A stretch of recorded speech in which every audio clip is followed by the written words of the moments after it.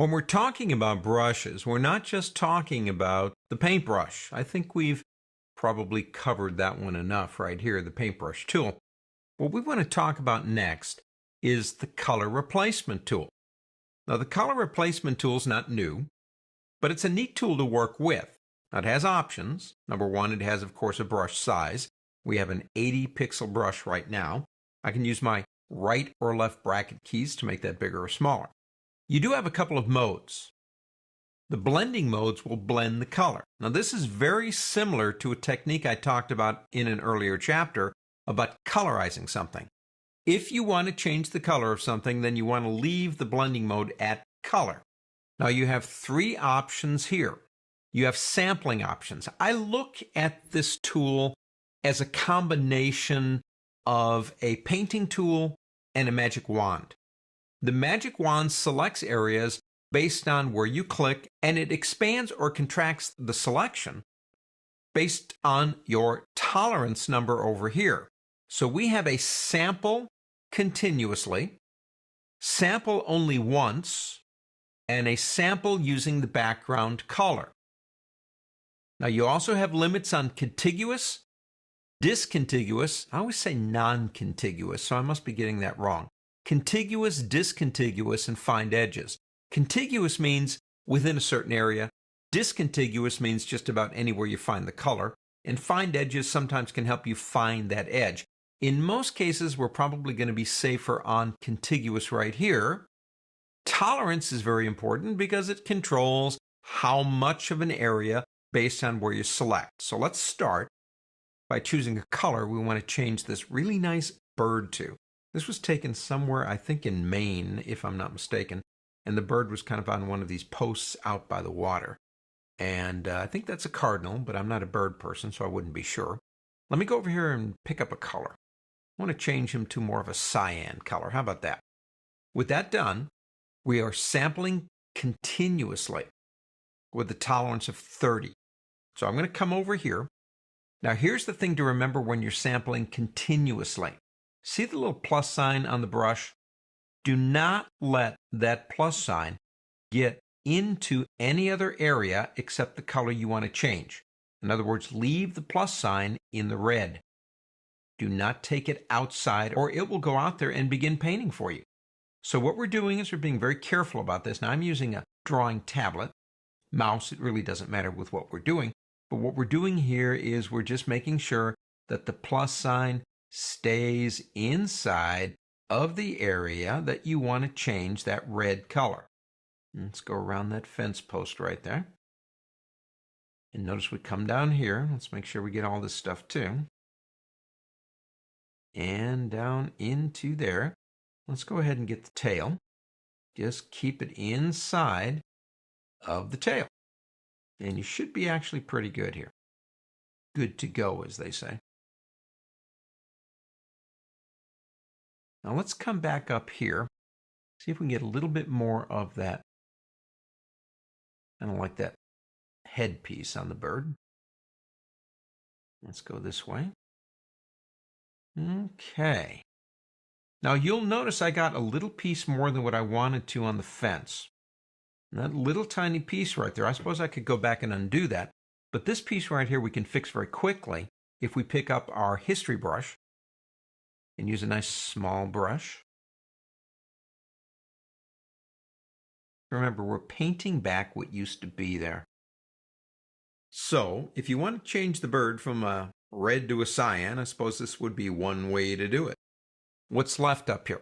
Let's go back to the magic of our history and go back to the original. Now, in this case, let's try something different. We'll select the brush again. We'll change this time to a single selection. This allows us one click. As long as we're holding the mouse down, the sample remains the same. It's not continuous. So let's get about here and click. Now begin moving around. Now it does stop, doesn't it? But notice the areas it's not getting. Well, our sample was based on that first click. I can go as fast as I want to. I don't have to worry about going over with the plus sign. It's only going to get that area. But as much as I drag over these areas, it's not going to do anything because the sample was set by where I clicked. If I let go of the mouse, come over here and click again here, it gives me another chance for a second sample. And if I come down here, you get the idea. So this might be another way that you can get the job done, but you're going to have to stop and select and click over and over again. But it does work. It does work. It is getting it done. You just have to kind of keep an eye on what you're doing. Let's stop and go ahead and go back up to history and turn it back into the original.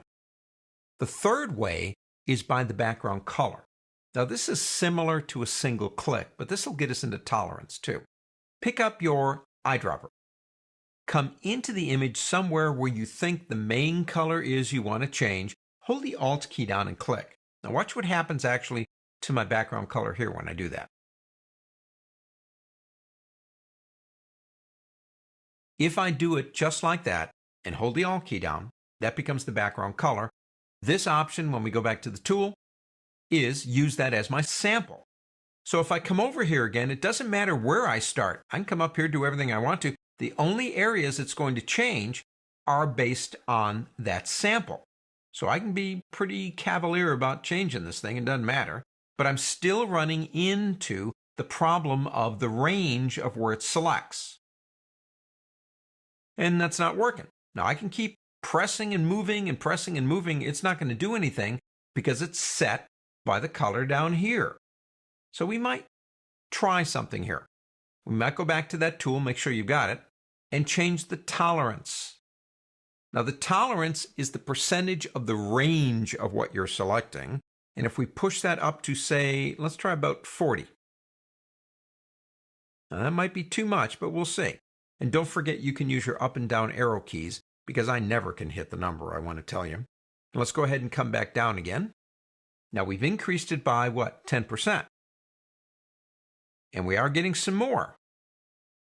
But we are still stuck, in a sense, with that color that we selected down here. And the only way to make it more is to either resample or to change the tolerance. And you can get the tolerance so large that it's not going to work.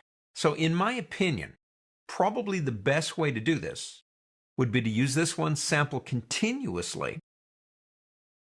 Come over here, and let's go ahead and start again real quick here because I want to show you one more trick. And we'll leave the tolerance at 42. That should be all right. Keep the plus sign inside the area that you want to change, the reds. Don't take the plus sign out of that area and you're going to be fine. You could even use a bigger brush if you wanted to. It really is not going to impact things. That one to me is the most logical and it works the best. You can let go of your mouse anytime you want to and start all over again. Just keep that plus sign where you want the color to change. Because if I go outside with the plus sign, it will be more than glad to change that background and just about anything else. Let's see if we can get this done again real quick. Just want to show you one more little trick I've got for this tool. Obviously, the color of the bird can be anything you want him to be. Or her, I'm not sure. I think that is a him. I have heard that birds in the males are more colorful than the females, so that's probably a male. Let's go ahead and get just on this edge right here. And up here just a little bit more in that kind of like whatever that is up there, that mane. Okay. I don't really want them quite that aggressive. Let me show you a trick real quick before we end this one. Create a new layer. Come over here and pick up your history brush. I love the history brush. And come over here with the history brush. And what I'm going to do is make that brush bigger. And what I'm doing literally is painting the bird back in. Remember, one of the things about the history brush, we talked about this already in another lesson, is that it will paint back the original image. That's one of the things it does. So I do have actually the image of the bird in a separate layer. Now, select that layer and go to opacity and lower the opacity. I mean, what do you want the bird's color to be? It could be a combination of the red of the original bird and the cyan that we chose to fix him with using the color replacement tool to make it happen. An additional layer the history brush, and opacity. Pretty cool. On to the next.